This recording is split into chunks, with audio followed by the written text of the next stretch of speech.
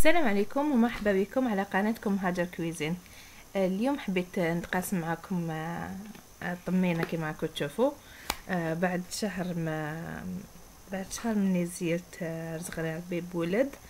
نتمنى ان شاء الله لكل واحد عنده داري ان شاء الله يخرج صالحين، واللي ما عندوش ان شاء الله ربي يرزقه. بون نشوفوا كيفية التحضير. نحكموا الدقيق المويان، نغربلوه نحولو شويه هذاك الرقيق، ومن بعد نحمصوه كما رانا نشوفوا، نديروه في مقله ونبداو نحمصوه نحركوه باش ما يتنحرقناش من تحت. صافي ما نغفلوش عليه، نقعدو غير نحركوه. وهذا بعد ما يكون ما تسخن المقله تاعنا. كاين في بعض الجهات في الجزائر يفوروه، وكل واحد طريقته. كاين اللي يفوروا ومن بعد يحمصوا، انا نواسه ديريكتومون هكذا باسكو نحب الطمينه تاعي كي تجي نحس لهم لهذوك الحبات تاع الدقيق، ما نحبهاش طريه هكذاك. كما نشوفوا دائما نحركوا القاع. حنا نشعلوا الفرن زايد مليح مع الاول، ومن بعد كي تسخن المقله نقصوا شويه بتي فو ونقعدوا نحركوا بعقلنا حتى نشوفوا الدقيق تاعنا وتحمص. ما مش حتى يولي فونسي بزاف، وماشي تاني حتى يقعد هكذاك خضر، يتحمص لنا مليح.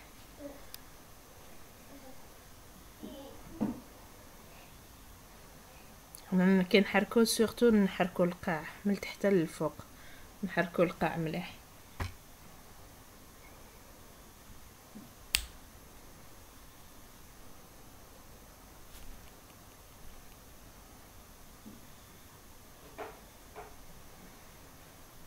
انا نكمل نحركها حتى يوجد الدقيق تاعي.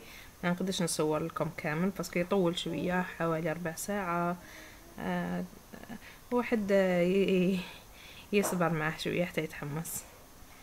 هنا بعد ما يتحمس نحطه في جفنه تكون دو بريفيرونس تاع الحطب، ونحاولوا نحركوه باش يبرد لنا. ما نستعملوش ديريكت، ما نطيبوش ديريكتومون حتى يبرد لنا. هنا نضيف له مغرفه في كيلو، نضيف له مغرفه تاع لاتاي تاع الحرور. راني ان شاء الله ندير لكم فيديو خاص بالحرور.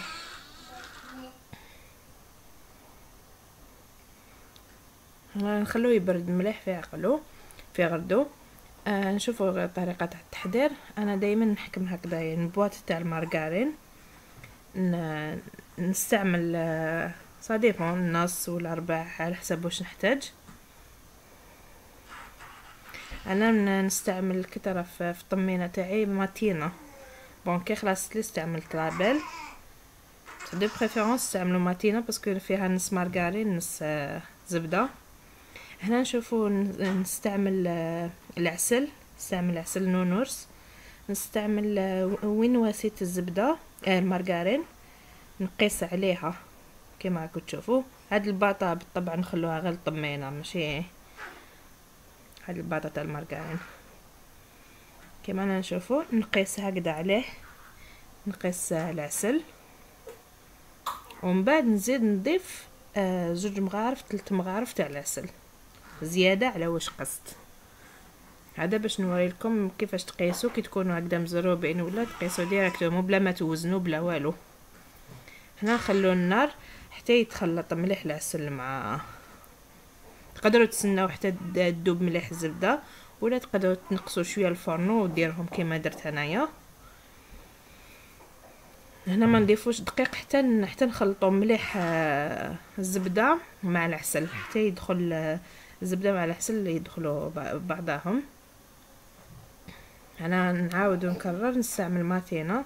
كي تستعملوا ماتينا حتى ما يقعد لكمش هذاك اللي يدام فوق الطمينه، باسكو كي فيها نص تاع الزبده نص تاع المارغرين حتخرج لكم مليح، ما يقعد لكمش كامل اللي يدام. واللي ما عندوش يقدر يستعمل اي نوع اخر، لابيل ولا اي نوع اخر. المهم تفهموا الفكره.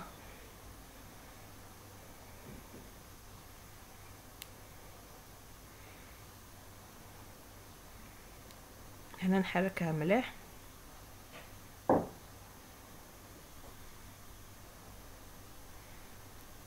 نضيفوا العسل كما قلت لكم، زياده شويه الزبده.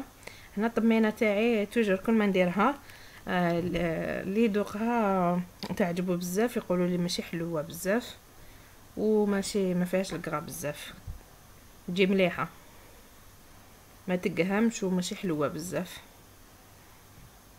هنا دوك نبداو نضيفوا في الدقيق تاعنا.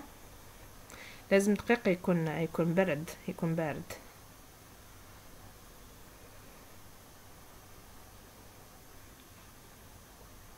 هنا قبل ما تزيد الوحده تحمص الدقيق تاعها، توجد حوالي صديق شحال يجوها الناس، شحال تعرض الناس، شحال تحمص واحد 10 كيلو هكذاك دقيق. كاين يحمصوا 8 كيلو، كاين 5 كيلو، ودو بريفيرونس باش يقعد هكذاك شايد روحو يديروه في ساشيه تاع القماش، ديروه لداخل وديروه لداخل العلبه وغلقوا عليه باش ما يطرالكمش هذاك الدقيق. هنا نشوفوا ما نديروهاش بزاف يابسه باسكو من بعد حتزيد تيبس وتنطم، وما نديروهاش بزاف تاني تجاريه، نديروها شويه كيما رانا نشوفوا. هنا وجدت لنا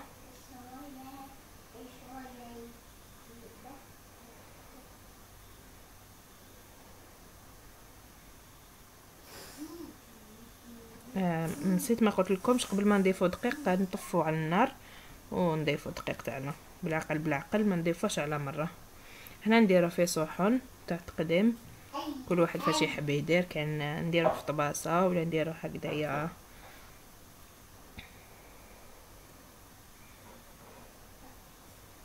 طباسه تاع الالومنيوم، كل واحد كيفاش. نزيدوا له حلوه الترك من الفوق. ان شاء الله تجربوا هذه الكيفيه وتنجحوا في تحضيرها ان شاء الله، والسلام عليكم.